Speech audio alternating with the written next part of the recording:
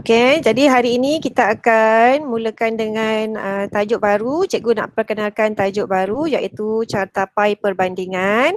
Jadi untuk cartapai perbandingan ni pelajar belum pelajar kelas cikgu lah belum mula lagi belajar tajuk ni, dan cikgu pun belum share mana-mana video lagi untuk tajuk cartapai perbandingan untuk awak. Okey, jadi hari ni first time awak nak belajar cartapai. Okey, first time nak belajar cartapai.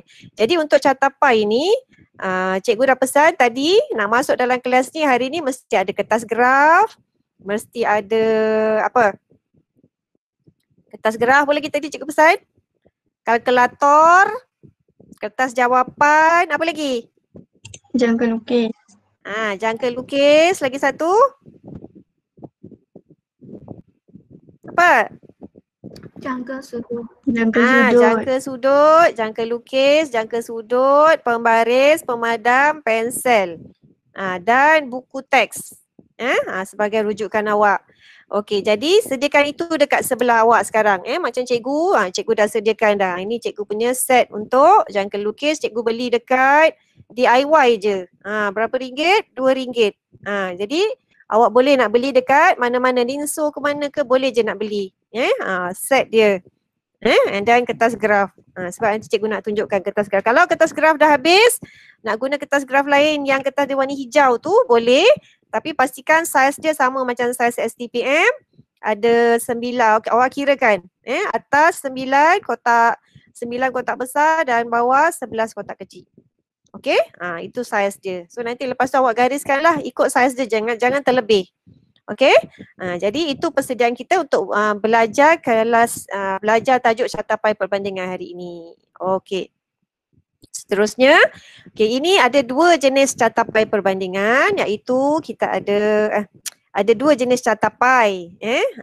Iaitu yang pertama ialah cartapai perbandingan. Okey, dan yang kedua ialah cartapai bertingkat. Okey, yang kedua ialah cartapai bertingkat. Okey, jadi hari ini kita akan berkenalan dulu dengan cartapai perbandingan di mana ada dua. Okey, biasanya perbandingan ni dia mesti ada dua lah. Macam graf bawah piramid, dia kena ada dua kan, kanan kiri. Perbandingan kalau untuk graf, dia jadi piramid. Kalau perbandingan untuk carta, dia akan jadi cartapai perbandingan. Ada dua tu je, dua jenis je perbandingan untuk graf pengajian am. Satu perbandingan kalau graf, dia kata graf yang sesuai. Lepas tu ada ciri-ciri perbandingan, ada dua. Itu kalau graf yang sesuai, maknanya dia akan jadi graf bawah piramid.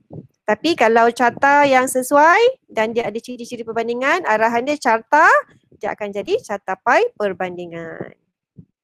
Okey, seterusnya. Okey, ini dia. Yang mesti ada untuk kelas untuk buat cartapai perbandingan mesti ada. Yang pertama ini jangka lukis atau compasses, dan yang kedua ialah jangka sudut atau protractor. Okey, yang ini pun awak boleh beli dekat, biasanya kalau dulu saya beli kalau protractor ni dalam harga 50 sen je dah dapat dah. Kalau awak dah beli satu set geometri RM4 tu, awak dah dapat semua dengan pembaris dan sebagainya. Alright. Okey, sebelum tu cikgu nak tunjukkan compasses pula. Jangka sudut ni kaedah dia nak gunakan kan awak lihat dekat sini ada 90 darjah kan. 90 darjah tu nanti kalau kita nak kirakan sudut, 90 darjah tu mesti berada dekat sini tau, dekat tengah-tengah ni. Mesti dia center. Kita akan berpandukan kepada 90 darjah tu, dan ini kotak dia dekat bawah ni. Titik dia dekat situ. Okey, nanti baru kita tentukan sudut dia dekat sini. Macam tu contohnya. Okey, itu kaedah penggunaan lah. Tak apa, nanti cikgu tunjukkan lagi. Okey, seterusnya bila kita nak gunakan cartapai, bila kita nak buat cartapai, kita akan gunakan dia secara melintang. So cikgu dah selalu tunjukkan sebelum kita bina kita punya graf atau carta, kita mesti sediakan ruangan untuk bahagian-bahagian seperti ini. Mesti ada ruangan untuk tajuk, untuk label, tapi untuk sumber, ini yang standard yang mesti awak sediakan dulu ruangan ni. dan untuk petunjuk. Okey, tapi untuk cartapai ni dia ada ekstra. Okey, ekstra dia ialah ini. Label untuk jumlah carta, ada ruangan label untuk jumlah carta dan ada ruangan label untuk nisbah jejari. Itu ekstra dia. Okey, jadi awak pun dah tertanya-tanya. Nisbah jejari, istilah baru untuk awak hari ini. Okey, jadi itulah dia. Ini ni ini ialah kita panggil jejari tu, maksudnya ialah panjang dia dekat bulatan tu. Ni kita belum jawab soalan lagi tau. Cikgu baru nak intro je. Okey, ini biasanya kat dalam bulatan tu kita nak buat bulatan, kita kena tahu jejari dia dulu. So inilah yang dimaksudkan dengan jejari. Okey, so bila kita dah tahu jejari dia, contohnya jejari dekat sini. Sini kan 2 cm kan? Cikgu dah ajar. Ini panjang dia ialah 2 cm. So dia ada 2 kotak besar kan kat sini. Bermakna dia berapa cm? Siapa boleh berikan jawapan? Berapa cm kah panjang jejari ni? 4. 4 cm. Okey, 2 cm tambah 2 cm. Dia akan jadi 4 cm. So kita akan gunakan kita punya protractor tu. Bukan, kita punya jangka lukis tu.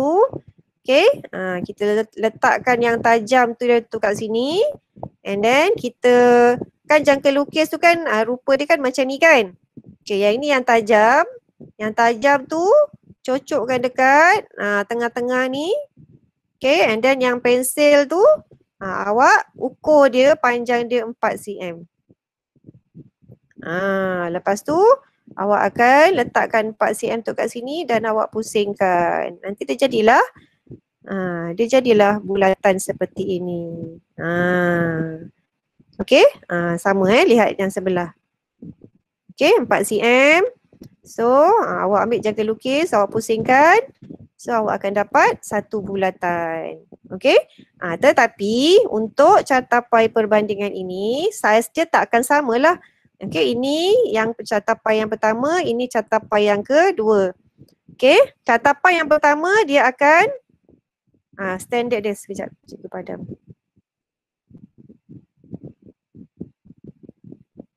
Okey, cartapai yang pertama standard dia mesti 4 cm kat situ. Kalau belajar dengan Cikgu Zalina akan gunakan 4 cm. Sebab gambar raja dia akan jadi besar dan jelas. Okey, jadi untuk cartapai yang pertama ni, dia punya panjang jejari dia akan jadi standard 4 cm. So dia tak akan berubah. Setiap kali awak buat gambar raja, setiap kali latihan cartapai yang awak buat, dia punya saiz mesti 4 cm kat situ. Okey? Katalah awak tak tahu kan. Contohnya awak tak faham cikgu ajar. Tapi awak dah buat, tiba-tiba nak lukis. Akhir sekali nak lukis cartapai. Awak terus ambil pembaris, ambil jangka lukis dan terus ukurkan 4 cm kedudukan dia dekat situ. Itu standard dia, sebab standard dia tak akan berubah. Untuk cartapai yang pertama dia tak akan berubah. Okey. Tetapi dia sentiasa 4 cm.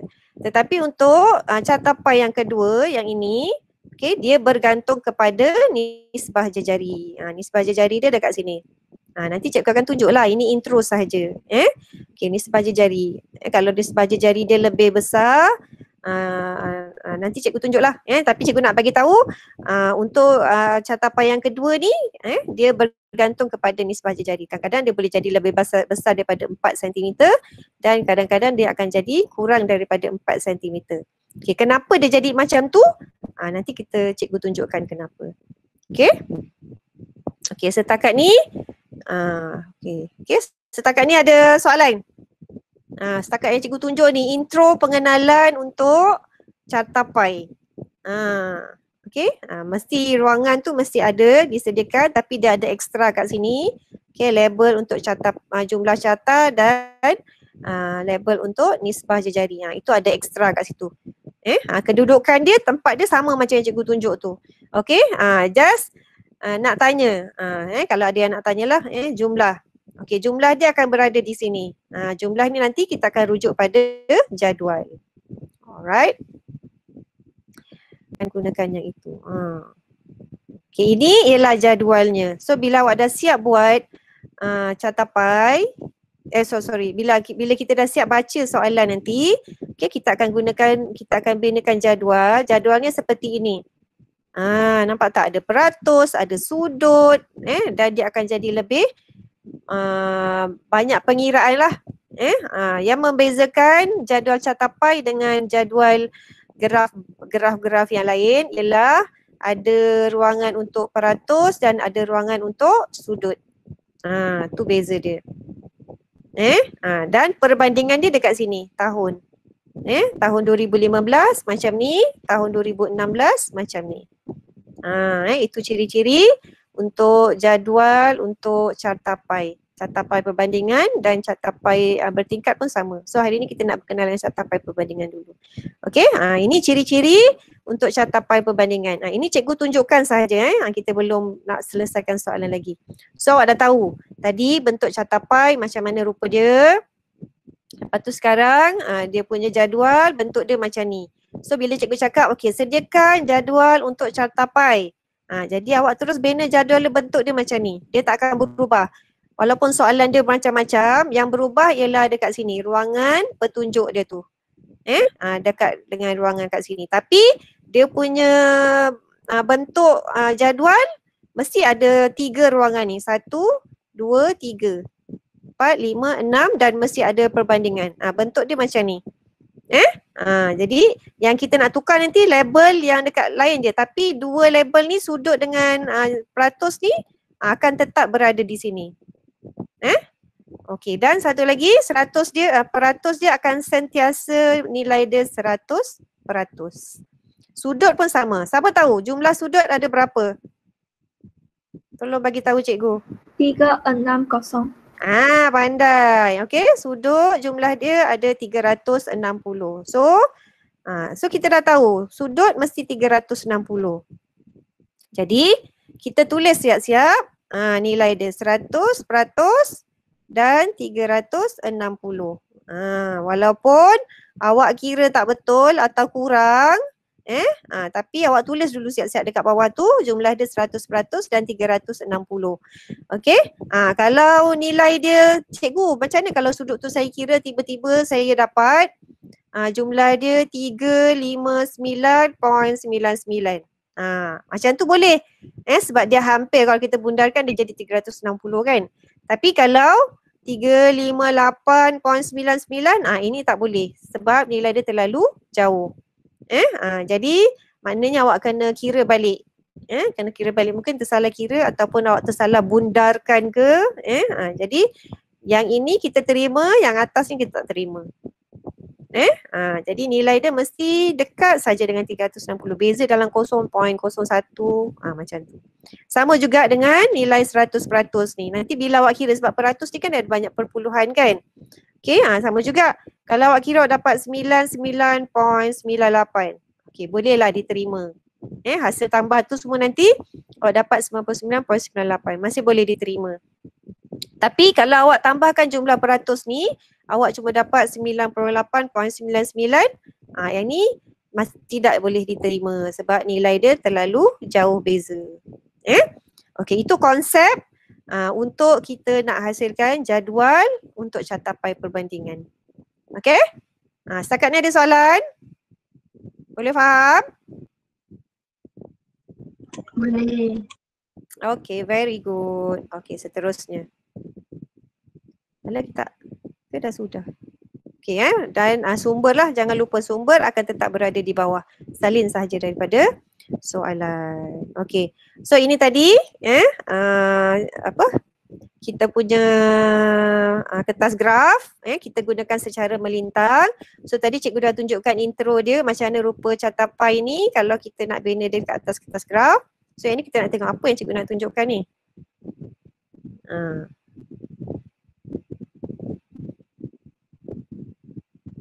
Okey, nanti bila awak buat macam itulah keadaannya. Okey, ni tadi sama. Okey, tadi tu cikgu dah conteng-conteng kan? Yang ini okey, bila awak buat awak dah buatkan Cattapainya, awak buat mengikut 4 cm. Okey, nanti ini untuk tajuk hari ni. Hasil dia akan jadi macam tu. Yang tadi tu cikgu just labelkan, yang ini yang sebenarnya. Okey, mesti buat tajuk dulu, lepas tu buatkan label dia. Ini nama dia label catapai. Okey, jangan tulis 260 saja, mesti tulis lengkap tahun 260 baru dapat markah. Kalau awak buat 260 pula, 216, 200 pula. Kalau awak buat tahun 2016, tak ada perkataan tahun, salah. Kalau awak buat tahun 2015, baru betul. Faham? Sebab mungkin 2016 tu ialah nombor kereta baru saya. Mana tahu kan? Jadi mesti tulis label dia tahun. Sama juga dekat tajuk. Oh, lihat kat sini tajuk. Ditulis perkataan tahun 2015 dan tahun 2016. Okey, jadi mesti ada perkataan tahun tu. Apa jadi kalau tak ada? Akan kuranglah markah awak. Tapi cikgu tak pastilah berapa banyak. Tapi akan kurang. Jadi kita tak naklah kurang markah. Dah penat-penat buat kan? Dah confident cantik, tiba-tiba tak dapat markah penuh. Tak best. Okey, jadi yang pertama tajuk. Okey, yang kedua label untuk catapai. Okey, yang ketiga awak dah sediakan catapainya dalam anggaran 4 cm macam ni saiz dia. Okey, ni anggaran saja kita belum buat yang sebenar. Okey, seterusnya jumlah. Tadi cikgu cakap kan ada jumlah untuk carta. So, cara tulis dia macam tu. Dekat bawah catapai. Okey, ni catapai, ini jumlahnya. Jumlah, lepas tu ada titik 2 kat situ. Nampak tak? Nampak tak? Nampak. Okey, jumlah ada titik 2 kat sini. Lepas tu baru awak tuliskan jumlah dia. Katalah jumlah dia 1,500,000. Lepas tu ada 1,000 orang. 1,500,000 orang. Macam tu. Cara tulisnya macam tu. Okey? Okey, jadi ini nanti awak akan rujuk dekat jadual. Okey, nanti dalam jadual akan adalah berapa nilainya. Okey? Okey. Okey, sama juga kanan dan kiri. Mesti ada. Kalau terlupa tulis salah satu, hilang markah. Sebab apa? Sebab sia-sia saja awak buat kalau awak tak tulis jumlah dekat bawah, sebab nanti katalah awak punya catapai ni ada pegawai mana entah nak tengok, tiba-tiba dia tak boleh nak transfer. Dia tak boleh nak kira peratus dekat dalam catapai ni, nanti ada peratus, contohnya 20%. Macam mana dia nak kira 20% tu kalau tak ada jumlah? Jadi itulah fungsi jumlah. Jadi mesti ada jumlah dekat bawah, barulah catapai awak ni boleh dibaca, boleh digunakan. Okey, sebab itulah jumlah dekat catapai ni wajib ada. Kalau tak ada, mungkin akan hilang markah. Jadi cikgu tak pastilah berapa banyak nak hilang, tapi kalau bila cikgu sebut tadi kan, tak ada jumlah peratus kita kat dalam catapai tu tak boleh dibaca, bermakna sia-sialah kita buat kita punya catapai ni sebab tak boleh dibaca. Bermakna hilang markah yang banyak. Okey, jadi setiap label yang cikgu tunjuk tu semuanya penting. Jadi bila awak buat nanti berhati-hati dekat semua bahagian ni. Semua memberi markah yang banyak. Tajuk. Okey, yang kedua ni tadi label. Kalau tak ada label, kita tak tahu catapai kita yang pertama ni untuk siapa, yang kedua ni untuk siapa. Kalau tak ada tahun, kita tak tahu 2016 tu apa dia. Kan? Jadi penting. Okey, jumlah. Kalau tak ada jumlah, kita tak tahu macam berapa nilai sebenar untuk peratus tu. Jadi maknanya jumlah itu pun penting. Okey, seterusnya apa lagi lepas jumlah? Nisbah jejari. Kita apa nisbah jejari ni nanti cikgu akan ajar semasa kita buat selesaikan jadual nanti. Tetapi kedudukan nisbah jejari tu berada dekat bahagian bawah jumlah. Jumlah ni kita letakkan dia dekat dengan catapai. Okey, dia geng dengan catapai. Kemudian bawah dia tu barulah nisbah jejari. Siapa ingat format untuk nisbah jejari? Dah belajar ni format untuk nisbah. Saya pasti awak dah belajar. Saya rasa pada sekolah rendah lagi dah belajar kot. Okey, cikgu tunjukkan. Adakah dia macam ni? RM1, RM2 atau 1, 2. Yang mana satu? A ke B? Yang mana satu? Yang betul nisbah. A ke B? B. Siapa cakap jawapannya A? Windy jawab apa? 5. Apa? B. Betul. Chong pilih yang mana jawapan? B. A, B. B, banana. Gan pilih yang mana Gan? A ke B? Ada tak Gan? Ke tidur? Zarif, jawapan A ke B? Mira? B. B. Izrin? Saya B ko. Zarif pilih B. Loshi? B, cikgu. Surya? Ada ke tak? Raja? Raja ni senyap je. Apa? Tak dengar. B cikgu. B, banana. Kalas? Alah, Hagia B. Ya Allah, rindu dah lama tak dengar suara Kalas. Okey, B. Zahira mana? Zahira tak masuk langsung. Pecing. Suara Pecing cikgu tak dengar lagi. Pecing, A ke B? B. B.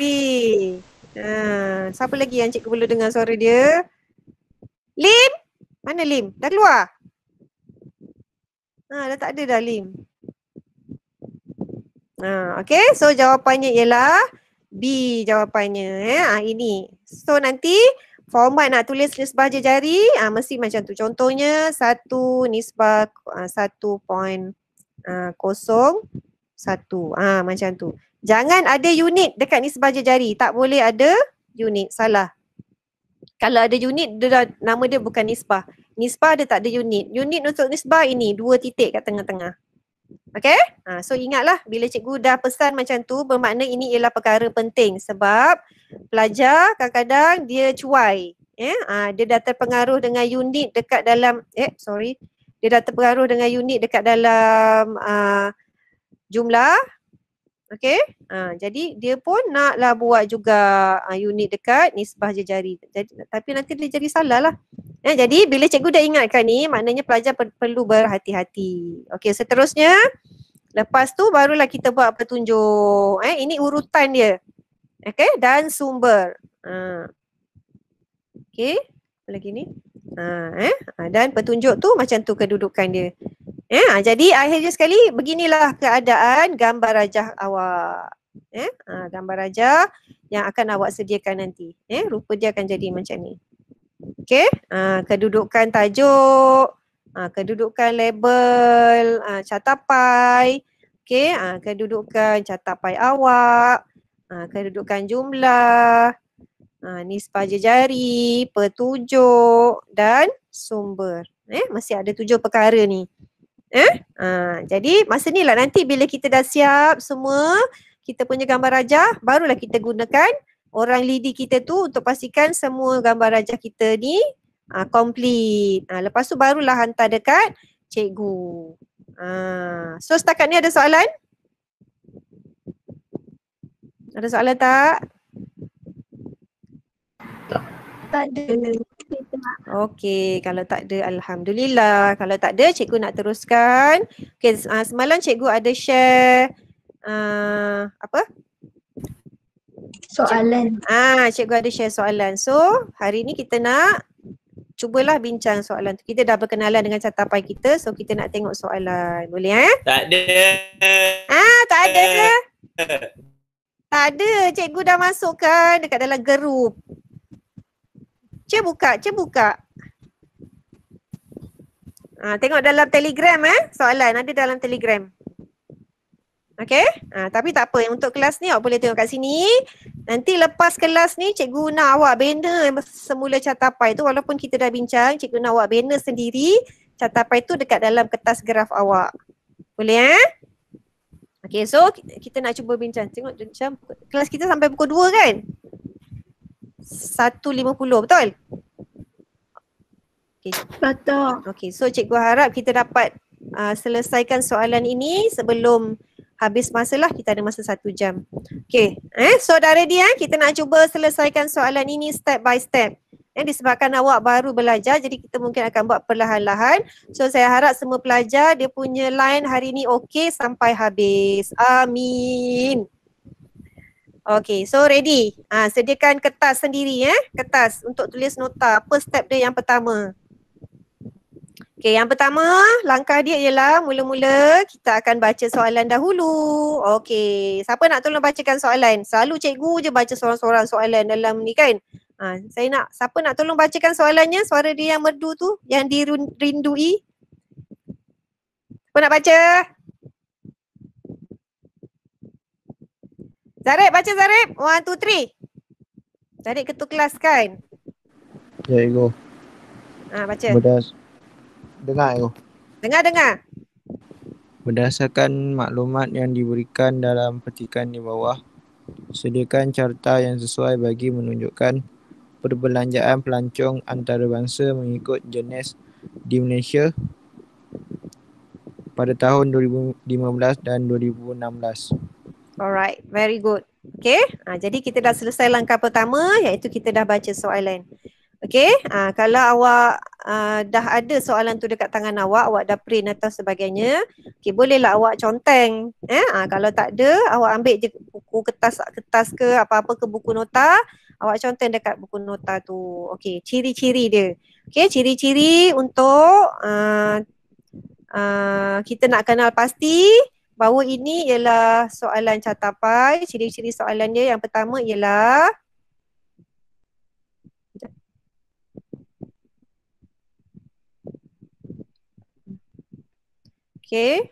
ciri-ciri. Yang pertama soalan mesti ada perkataan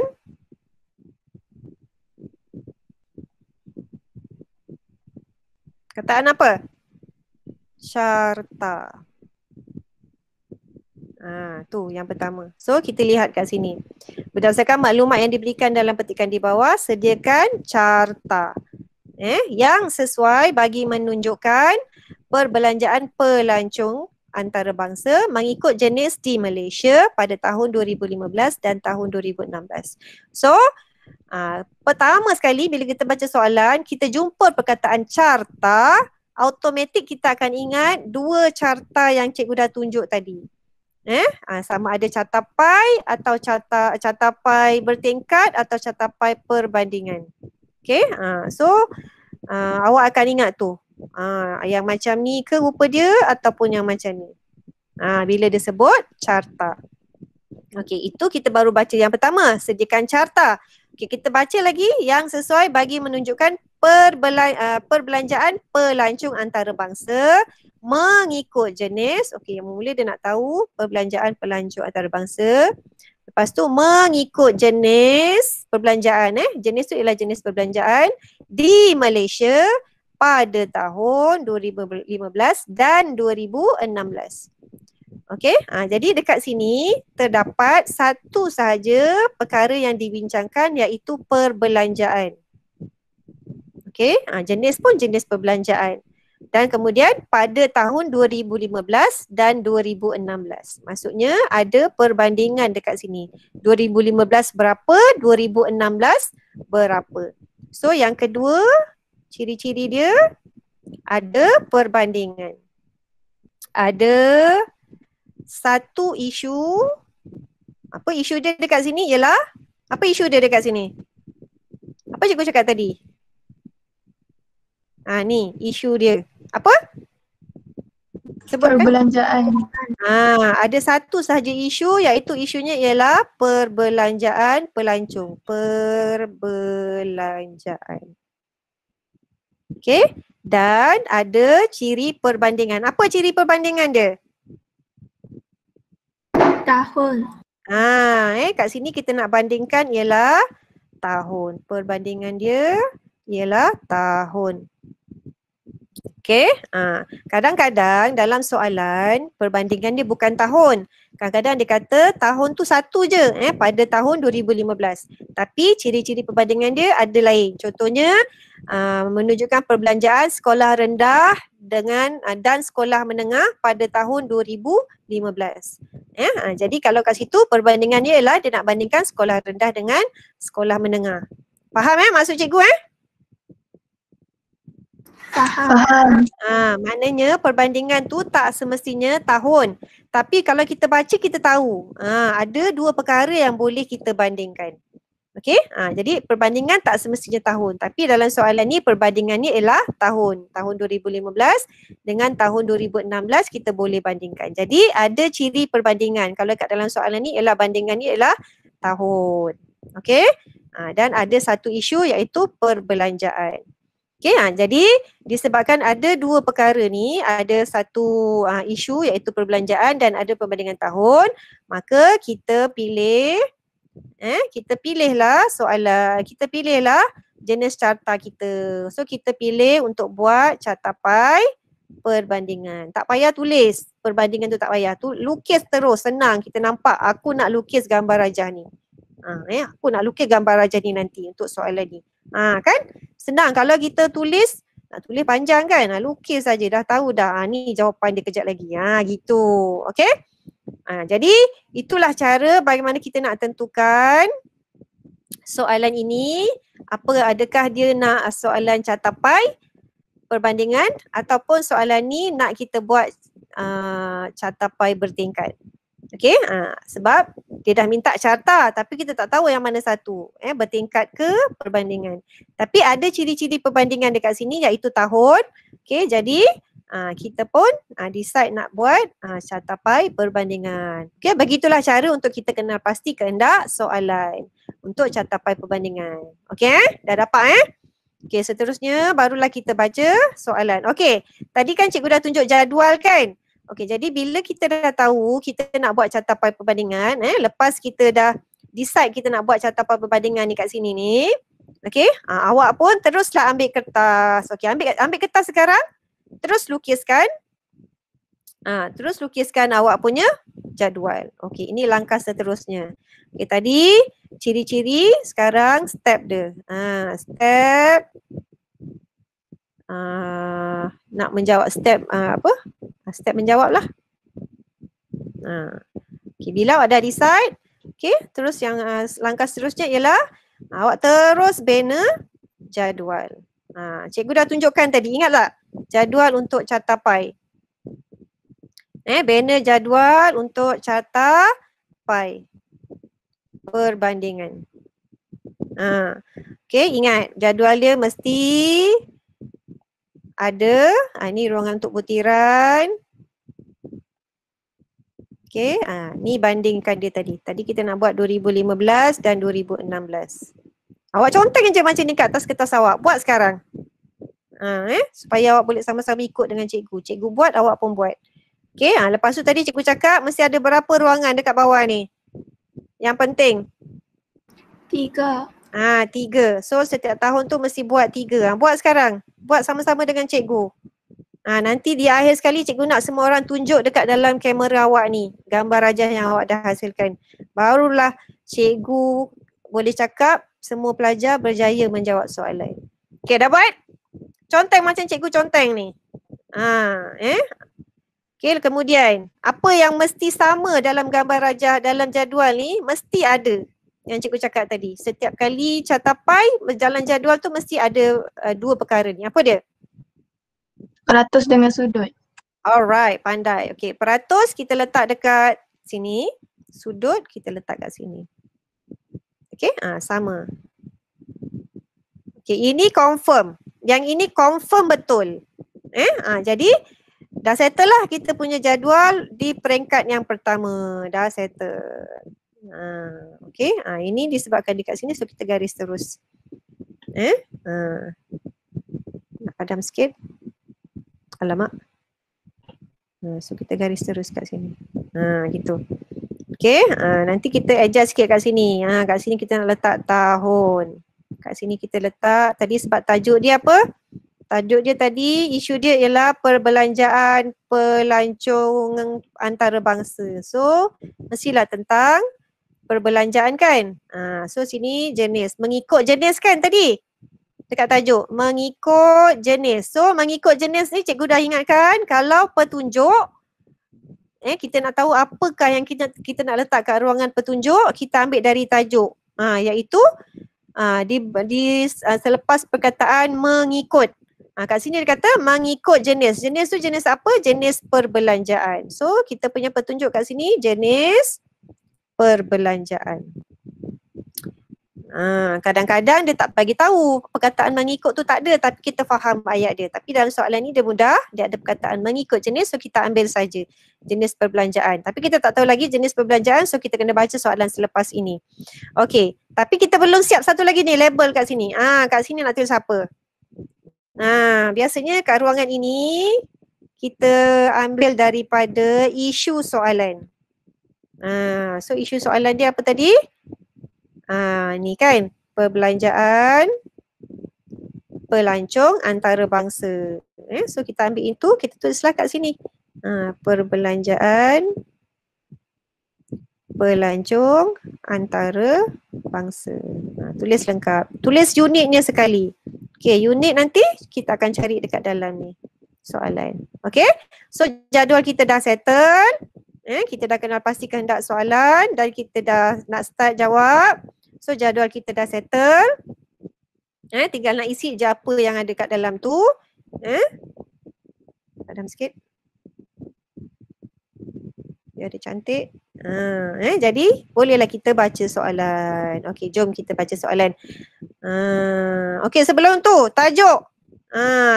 Tiba-tiba nak jawab, jadual dah buat tapi tak ada tajuk. Okey, siapa boleh beritahu cikgu apa tajuk dia? Cuba baca sikit tajuk soalan ni. Tajuk untuk jadual kita ni apa? Malaysia ... perbelanjaan pelancong antarabangsa mengikut jenis pada tahun 2015 dan tahun 2016. Alright. Huruf? Mesti ditulis dengan huruf? Besar. Ya, mesti ditulis dengan huruf besar. So kat mana cikgu nak tulis? Okey, cikgu tulis kat sini. Tajuk Malaysia ... perbelanjaan. Cantiknya tulisan cikgu. Ya Allah. Macam tulisan komputer. Seterusnya sampailah tahun 2015 dan tahun 2016. Okey, kalah tulisan doktor. Okey, itu tajuk. Cikgu. Ya? Dalam jadual sebelah beratus yang kosong tu nak tulis apa? Tu nanti kejap cikgu tunjuk. Kejap lagi. Okey, ruangan ni disebabkan dah tanya so cikgu kena cakap lah. Ni, yang ini ni nak tulis apa? Okey, yang ini sebab apa cikgu kosongkan dulu? Sebab dia akan berubah-ubah mengikut soalan. Yang ini confirm, sudut dengan peratus ni confirm. Okey, kenapa dia berubah-ubah? Okey, kalau dalam soalan ni, nampak kat sini unit pun cikgu tak isi. Sebab apa kita nak tengok dulu dalam soalan? Apakah maklumat yang diberi? Okey, contohnya kalau macam dalam soalan ni dia tanya tentang, dia minta kita cari tentang perbelanjaan. Maksudnya dia mesti melibatkan duit, kan? Jadi bermakna kat sini nanti perkara yang kita akan tulis kat sini ialah nilai perbelanjaan. Jadi so dekat sini, dekat bahagian ruangan yang kosong ni tadi, kita akan tulis dekat situ unit dia. Ataupun unit lah, biasanya kita akan tulis unit ataupun jumlah perbelanjaan. Dekat ruangan ini. Sama dengan sini. Nilai dia sama. Alamak, pensil dah nak habis. Okey, jadi cikgu padam dulu.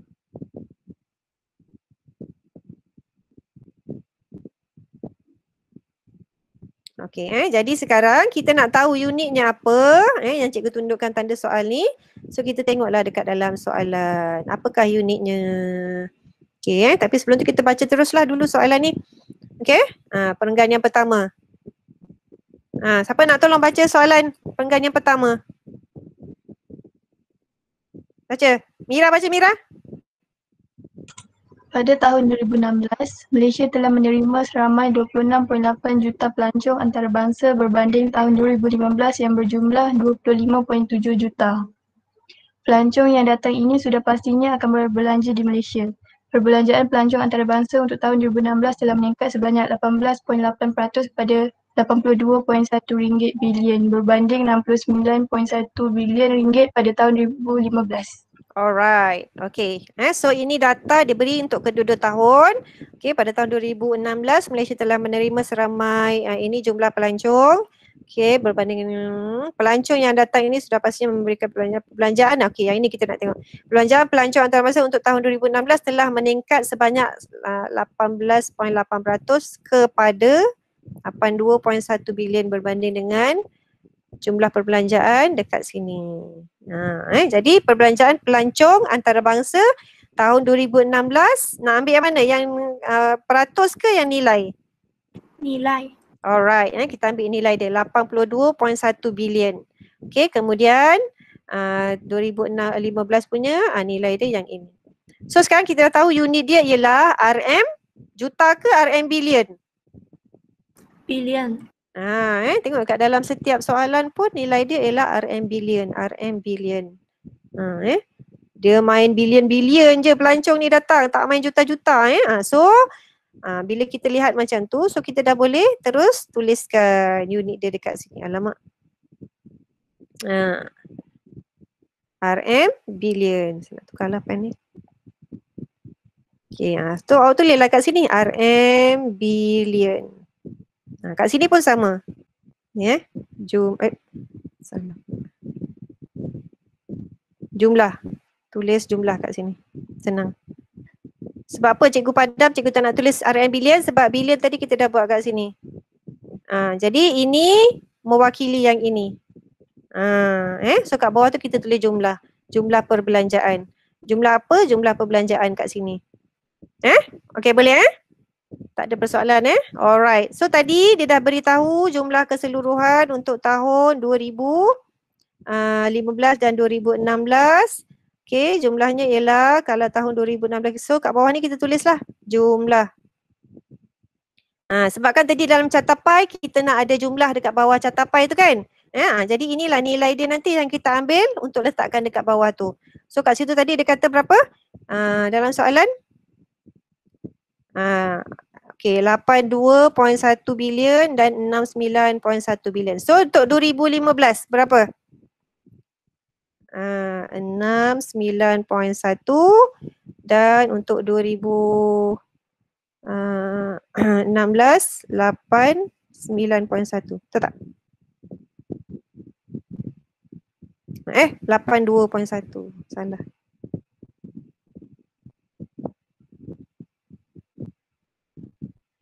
.1. Tak naklah warna sama. 82.1 69.1. Okey, itu jumlah. So jumlah ini yang penting nanti. Sebab tu dia dah bagi tahu dulu. Okey, seterusnya. Perenggan yang kedua. Siapa nak tolong baca perenggan kedua? Cepat. Perenggan kedua. Kita nak tahu ni jenis-jenis perbelanjaan. Cepat. Bindi. Baca. Bindi nak baca? Baca Bindi. Sebahagian besar perbelanjaan pelancong antarabangsa ini untuk membeli belah pada tahun 2015 perbelanjaan pelancong antarabangsa adalah sebanyak RM21.6 bilion dan perbelanjaan ini telah meningkat kepada 31.67% pada tahun 2016. Pelancong antarabangsa juga telah membelanjakan sebanyak RM18.3 bilion untuk penginapan pada tahun 2015. Perbelanjaan ini telah meningkat sebanyak RM2.1 bilion pada tahun 2016 menjadi RM20.4 bilion. Okey, so kat sini kita akan dapat kenal pasti dua perkara, iaitu yang pertama ialah jenis perbelanjaan yang pertama apa dia? Ni, membeli belah. So ini perbelanjaan pertama, membeli belah. Okey. Satu lagi apa jenis perbelanjaan yang kedua yang kita jumpa kat dalam ni? Penginapan kan. Ini yang kedua. Ini tadi yang pertama. Okey. And then pada tahun 2015 perbelanjaan pelajaran antarabangsa adalah sebanyak ni 2015 punya, ini nilai dia kita ambil sahaja dan telah meningkat kepada pada tahun 2000. So yang ini kena kira meningkat kepada 31.67% pada tahun 2016. So ini untuk membeli belah. Okey, pelancong antarabangsa telah membelanjakan sebanyak untuk penginapan. So penginapan yang ini 2015 dan meningkat sebanyak menjadi ni. So yang ni tak payah kira lah. Ini tak payah kira sebab dia dah bagi tahu menjadi 20.4 bilion. So jom kita transferkan dia masuk dalam jadual. Okey, tadi yang pertama tadi membeli belah 2015 jumlah dia ialah 21.6. Kan? Jadi kita pun tulis membeli belah MM. Saya tulis MM je, awak tulislah penuh. Membeli belah berapa tadi? 21.6. 21.6. Okey, kemudian 2016 meningkat kepada 31.67%. So daripada 21.6 bilion dia meningkat kepada 3. Jadi kita kena tambah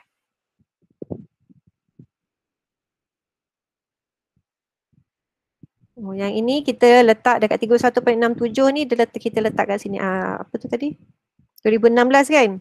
Kita letak kat sini 31.6%. Dia dah bagi, kita letak je 67%. Okey, tak apa. Nanti kita kira jumlah dia berapa. Sekarang ni kita letak je dulu peratus tu dia dah bagi.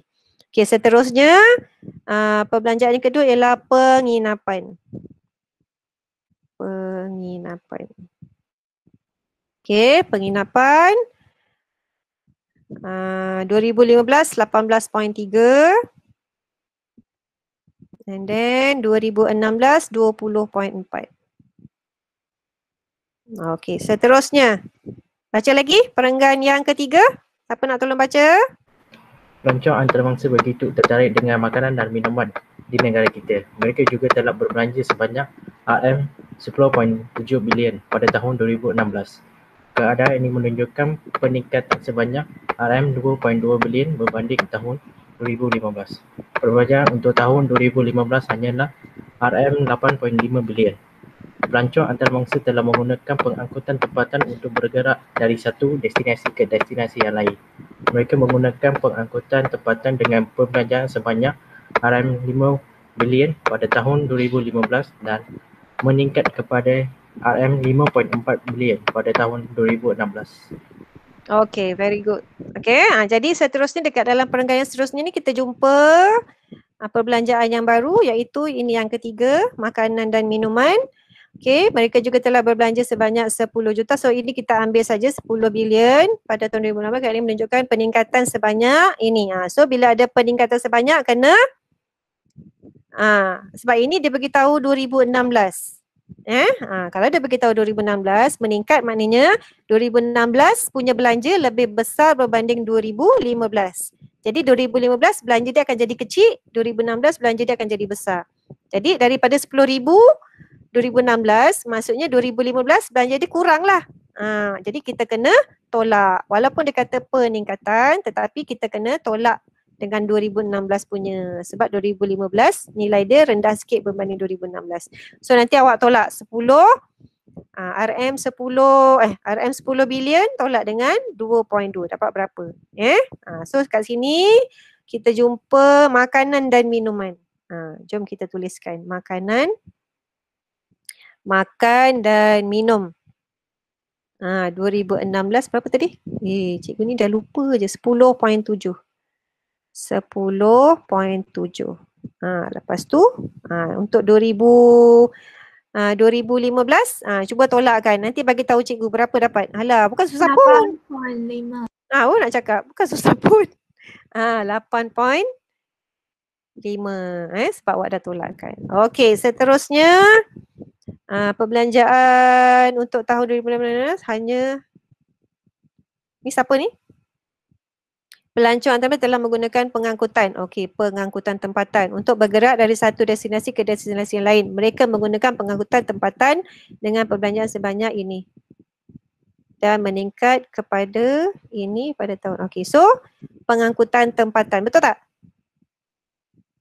Yang seterusnya, yang keempat Betul. pengangkutan tempatan 2015 5 bilion, 2016 5.4 sahaja kan, tak payah nak kira sebab dia guna kata meningkat kepada. Okey, jom. Pengangkutan tempatan. Pengangkutan tempatan 5 dan 5.4 bilion. Okey. Okey, seterusnya pelancongan juga, pelancong antarabangsa juga. Okey, baca ni. Yang last. Data yang terakhir. Loshi, baca Loshi. Pelancong antarabangsa juga telah menggunakan wangnya untuk lain-lain perbelanjaan seperti mereka berbelanja untuk hiburan, perubatan dan kegiatan sukan. Pada tahun 2015, pelancong ini telah berbelanja sebanyak RM15.7 bilion. Pada tahun 2016, perbelanjaan ini telah menokok sebanyak 24.84% menjadi RM19.5 bilion.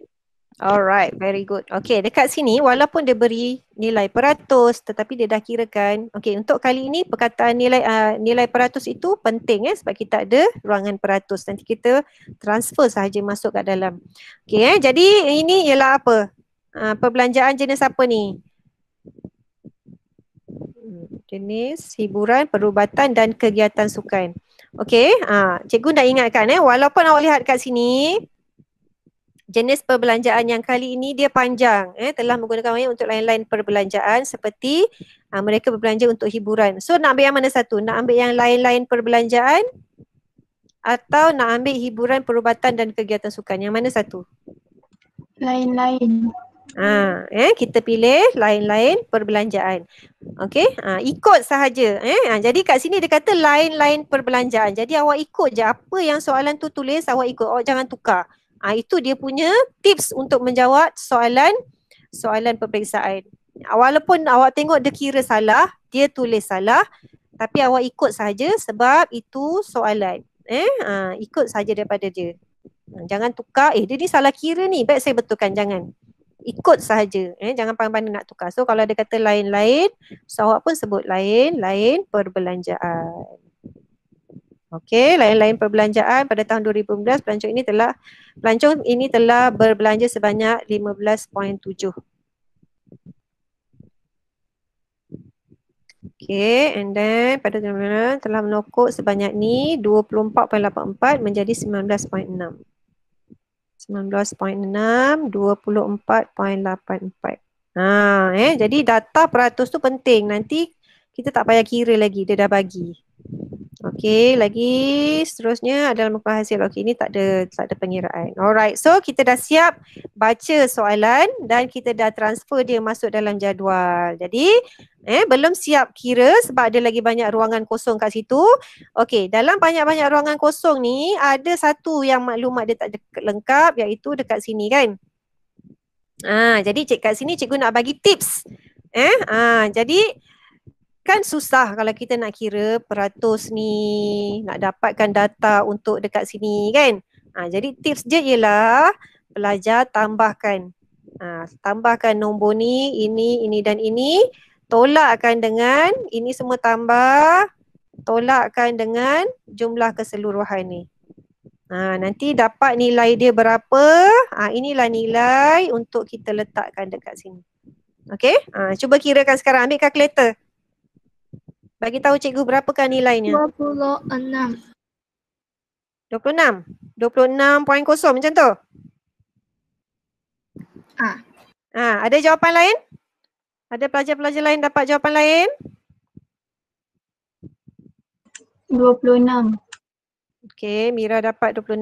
Lagi? Siapa lagi cuba? Cikgu, saya dapat 26. Okey, Loshi dapat 26.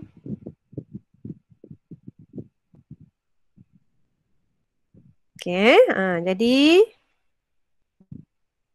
maksudnya jawapan dia dekat sini ialah 26. So dah tahu macam mana cara untuk dapatkan nilai kalau diberi.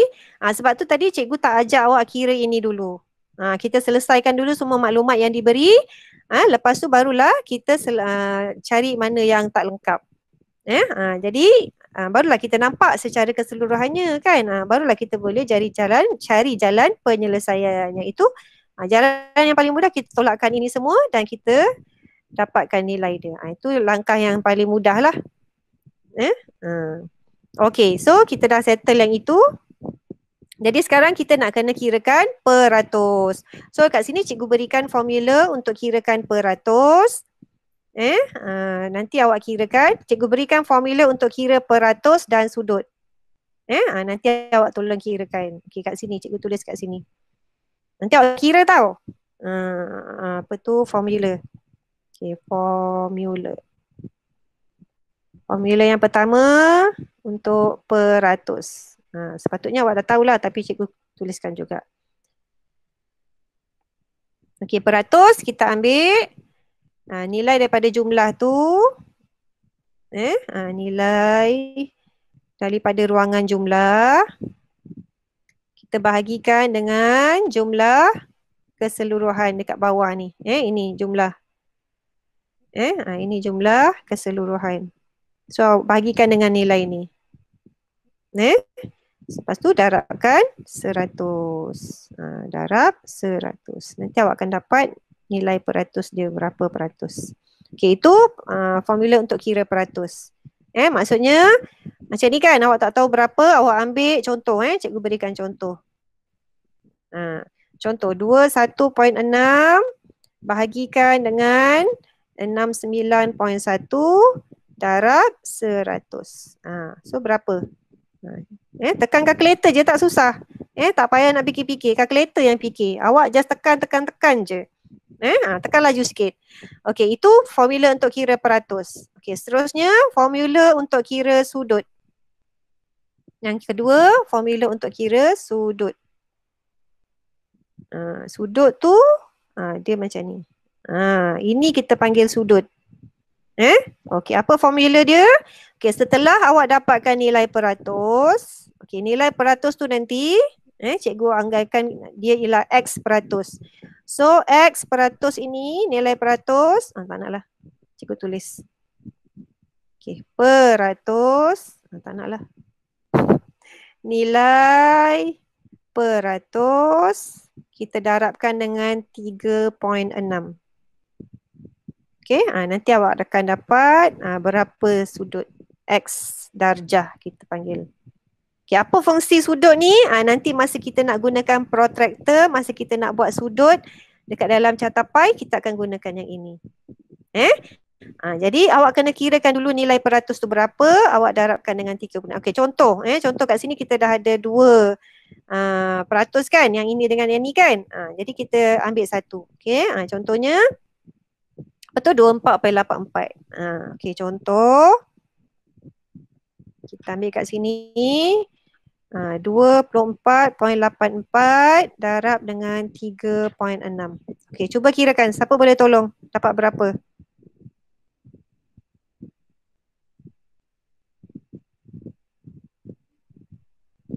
Okey. 24.84 darab 3.6. Okey, kita akan dapat 89.42. Okey. Okey, jadi cikgu nak ingatkan cara tekan dia macam tu cara tekan kalkulator tadi kan. Macam tu caranya. Okey, kalau macam tadi awak nak kira peratus. Minta maaf, salah tekan, salah tulis. Betul ke salah? Ni kat sini. 89.42. Okey. Yang peratus tadi pun sama jugalah. Ambil kalkulator, tekan aja nombor tu. 21.6 bahagi 69.1. Kalau nak tekan sama dengan boleh ataupun darab terus dengan 100. So ambil 4 nombor yang pertama. 31.25. Nak bundarkan tak? Cikgu tak galakkan bundarkan, takut nanti dia terlebih nombor. Jadi ambil saja 4 nombor yang pertama. Hati kena keras sikit. Hati kena keras sikit. Ambil je nombor tu. Tak payah bundarkan walaupun dia 9. Okey, ambil 4 nombor yang pertama. Okey, untuk tujuan menjawab alih bentuk komunikasi ni, kalau nombor tu kita kira sendiri dan ada perpuluhan, kita akan ambil 2 tempat perpuluhan. Okey, macam tadi. Ada banyak sangat perpuluhan kat belakang tu, tempat perpuluhan. Kita ambil 2 tempat perpuluhan saja. Okey, sama ada nak bundarkan atau tidak. Untuk cadangan untuk cikgu, sebab dia nombor tu banyak sangat, tak payah bundarkan dulu. Tak payah bundarkan dulu, ambil saja 4 nombor yang pertama tu. Okey. Kemudian nanti bila kamu tambah-tambah, kan cikgu cakap tadi kan, bila kita tambah-tambah kat sini akan jadi 100, kat sini akan jadi 360, kan? Okey. Bila kamu dah tambah nanti kamu nak pastikan betul tak nombor yang kamu kira tu dapat 100, ataupun 360. Okey, tiba-tiba bila kamu kira-kira dah terlebih jadi 101.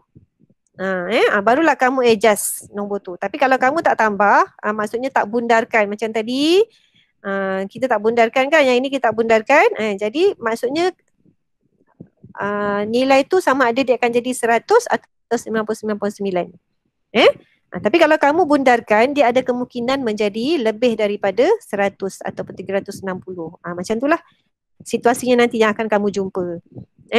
Jadi kalau terlebih, kamu tak payah bundarkan. Kalau terkurang, kamu adjust balik pengiraan kamu tu. Mungkin ada yang tak betul atau sebagainya. Okay, itu tips untuk pengiraan bagi nombor-nombor yang kita kira sendiri, yang ada tempat perpuluhan. Macam mana cara nak adjust. Boleh setakat ni boleh faham? Pengiraan. Ini dia pengiraan. Jangan takut, sebab apa tak payah takut, sebab yang kira ialah kalkulator. Kamu tekan je. Dah dapat nombor. Formula cikgu dah bagi. Ikut saja formula. Jadi tugas kamu ialah dapatkan nilai peratus dan juga sudut. Okey. Lepas tu nanti barulah kita boleh banner kita punya cartapai. Okey. So ini nanti kamu, ini kerja sekolah nanti dah lepas kelas ni kamu lengkapkan jadual ni. Tak apa, jangan risau, nanti cikgu akan sharekan kita punya apa yang cikgu contek kat sini, nanti cikgu sharekan dalam grup. Macam cikgu sharekan kamu punya KKS kan, cikgu akan sharekan macam tu juga dalam bentuk PDF, so nanti kamu boleh rujuk. Okey, so nanti jawapan dia akan jadi macam ni. Tara, dah siap. Okey, nampak dekat bawah ni dia dah ada 100, 360. Confirm kat situ.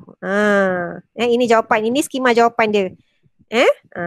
Dan tadi nombor yang dia dah beri, nombor berapa tadi? Ni kan 2485 dia dah beri. 31.67 pun dia dah beri kat sini. Biarkan je dalam tu. Tu yang cikgu nak cakap tadi.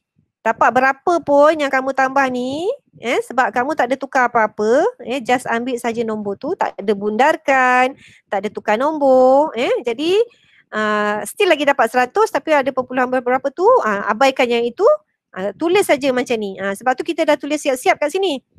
Tulis saja. Okey? Itu dia punya tips dia. Jangan ubah apa-apa. Okay, yang penting yang kamu kira tu betul. Ini data yang diberilah.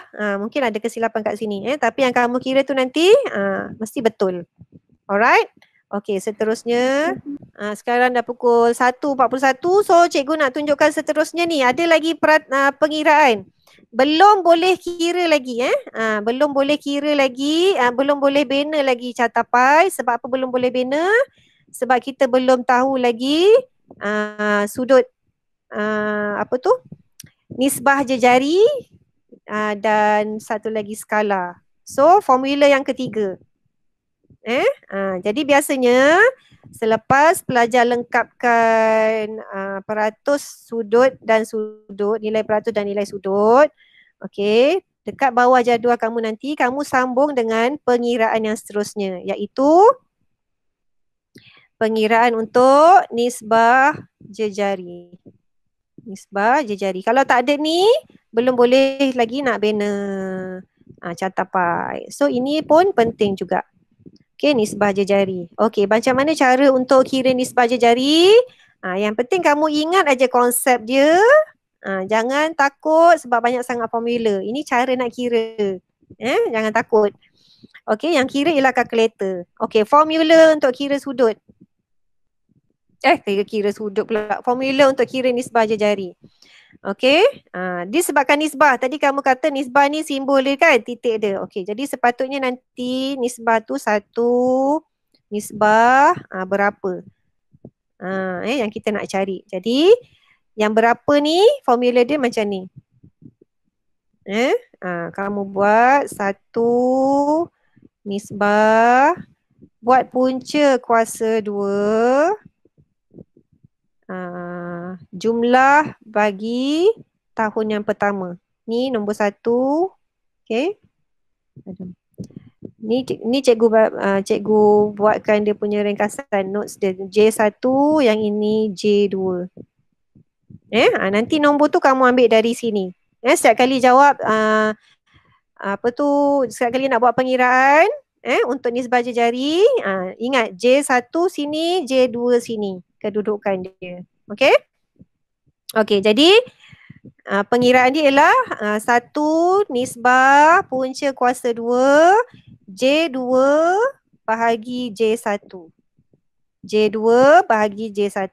So kat sini 1 nisbah. Okey, 1 ni apa? 1 ni bermaksud apa? 1 ni ialah nilai yang pertama ni, tahun yang pertama, J1 ni. 1 ni sebenarnya ialah J1. Tetapi kita nak tahu jejari yang kedua ni. 1 ni ialah jejari yang pertama. Untuk yang tadi kan, kita kan ada buat 2 catapai. Okey, jadi jejari yang pertama ni kita dah tahu dah. Ini 1. Yang kedua ni kita tak tahu jejari dia berapa. So sekarang kita nak cari jejari yang kedua. Okay, jadi jejari yang kedua ni kita akan buat J2. J2 nilai dia ialah yang ini kan. 82.1 bahagi dengan 69.1. So ambil kalkulator, tekan 82.1, tekan bahagi, tekan 69.1, tekan sama dengan, tekan square root. Cuba dapat tak? Tekan dulu 82.1 bahagi dengan 9. Cuba. 82.1 bahagi 69.1. Betul? Sama dengan, sama dengan 1.1881. Lepas tu barulah dah dapat 1.1881 tekan square root. Mana? Ni ni. So kamu akan dapat 1 nisbah, nampak tak cikgu tulis? 1.09. Macam tu cara dia. Boleh tak? Faham tak? Cara pengiraan. Faham. Okay. Jadi jangan takut. Step dia ialah mesti J2 atas, J1 bawah. Kemudian ambil nilai keseluruhan, jumlah keseluruhan J2 tu. Okey, semula cikgu tunjukkan pengiraan dia. Ambil nombor tu 82.1 bahagi 69.1. Cari dulu nilai dia berapa. Okey, kemudian kamu tuliskan dia dekat sini. Lepas tu dah dapat, kamu ambil nombor yang 4, kira 5 angka yang pertama lah. 1881. Kamu tekan punca kuasa yang ada 2 tu, punca kuasa 2. Kamu akan dapat 1.09. Macam tu cara dikira. Sebab kadang-kadang ada pelajar dia tak dapat nombor ni, dia dapat nombor lain sebab cara dia tekan kalkulator tak sama macam yang cikgu tunjuk. Nanti dia dapat lain. Jadi ikut step yang cikgu tekan kalkulator tadi tu, barulah boleh kamu dapat nilai dia yang tepat. Okey, jadi sekarang nampak tak? Okey, jadi sekarang inilah dia yang kita panggil nisbah jejari. Bermakna jejari yang pertama, catapan yang pertama tu 1. Tetapi jejari untuk catapan yang kedua tu 1.09. Dia lebih besar berbanding dengan jari dekat catapan yang pertama. Jadi logik ke tak logik? Jadi macam mana kita nak tahu, bukan logik lah maksud saya, macam mana kita nak tahu jawapan kita ni betul ke salah nisbah jejari tu? Jadi kita boleh lihat daripada jumlah keseluruhan. Kamu lihat sendiri dekat jumlah keseluruhan tu, jumlah yang pertama nilai dia 69.1. Jumlah yang kedua nilai dia 82. 82 lebih besar daripada 69 kan? Jadi sepatutnya lah dia punya nisbah jejari juga akan jadi 69 tu lebih kecil daripada 82. So jadilah 09. Jadi logik lah sebab jumlah keseluruhan untuk tahun 2015 tu kecil. Jumlah keseluruhan untuk tahun 2016 tu lebih besar. Jadi jejari dia pun patutlah lebih besar. Macam itulah cara kita nak tentukan saiz catapan kita. Kadang-kadang dia besar, kadang-kadang dia kecil. Nanti ada orang akan tanya cikgu, cikgu kenapa catapai saya ni, cikgu kan mesti ke catapai yang nombor 2 tu mesti ke lebih besar daripada yang nombor 1? Tidak. Catapai kita ada 2 macam ni. Jadi yang ini cikgu dah cakap dia akan tetap 4 cm sebab dia akan jadi sentiasa 1 dekat depan. So sini akan confirm sentiasa 4 cm. Nanti cikgu, lepas ni cikgu tunjukkan skala pula. Okey, dah nak habis masa ni. Okey, tapi yang dekat sini dia berubah bergantung pada nisbah jejari. Maksudnya kalau kamu lihat jumlah keseluruhan dia 82.1 kan tadi jumlah. Kat sini tadi jumlah dia berapa tadi? 69.1. Tengok dekat jumlah je kamu dah tahu dah. Mesti nisbah dia kat sini, mesti saiz ni akan jadi 4 point berapa. Gitu. Sebab nisbah dia 1, nisbah 1.09. Sebab apa dia lebih 0.9? Sebab jumlah dia lebih besar. Macam tu dia punya kaitan dia. Jadi lepas ni kalau kamu nak tengok gambar rajah kamu ni betul ke tidak, catapan yang kedua dengan yang pertama ni saiz dia lebih besar ke lebih kecil, yang dua lebih kecil ke, betul ke salah ke, terbalik ke tidak. Okey, yang ini mesti yang nombor 1. Kalau tahun sini 2015, 2016. Kalau sekolah rendah dalam perbandingan soalan sekolah rendah berbanding sekolah menengah. Sekolah rendah sini, sekolah menengah sini. Mana yang disebut dulu? Kuala Lumpur berbanding Labuan. Kan? So sini KL, sini Labuan. Macam tu. Mana yang disebut dulu tu kita letak kat depan. So yang kita letak kat depan tu dia akan sentiasa 1 lah. Dia akan sentiasa 4 cm. Yang kita letak kat belakang tu itu yang kita nak bandingkan. So dia akan sentiasa berubah macam ni. Okey, boleh faham konsep cartapai. Jadi yang berubah saiz dia ialah yang nombor 2 ni. Okey, jadi sekarang cikgu nak tunjukkan macam mana boleh jadi 4 kat sini. 4 cm macam mana. So seterusnya, formula yang seterusnya. So nisbah jejari dah faham macam mana nak kira. So formula seterusnya ialah kita panggil dia sebagai skala. Skala jejari. Nampaknya cikgu macam tak sempat nak tunjukkan macam nak kira. Esok kita sambung macam mana nak bina catapai. So hari ni cikgu tunjukkan macam mana nak buat kira skala dulu. Nanti balik cuba try test. Okey, skala jejari. Okey, bermula dengan ini formula yang seterusnya. Tak ada skala jejari kamu belum boleh buat lagi catapai. So mesti ada. Last sekali ialah step pengiraan dia ialah skala. Okey, skala dia cikgu kita mula dengan nisbah jejari dulu. Tak ada nisbah jejari tak boleh kira skala. Tak ada skala tak boleh buat graf, buat carta. So nisbah jejari jejari darab 4. Okey, 4 ni cikgu yang letak, ada guna 3 nak kecilkan sikit tapi kecil sangat. 4 tu dah perfect dah untuk kertas graf. So cikgu ambil 4. Jadi cikgu tak nak pakai 3.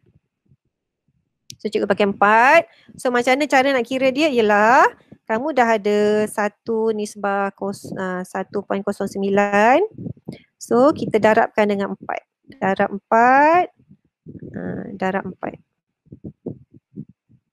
Okey. 4 darab 1, 4 darab 1.09. So kamu akan dapat 4 nisbah 4.18. Ini ialah skala. Okey, ini ialah skala jejari.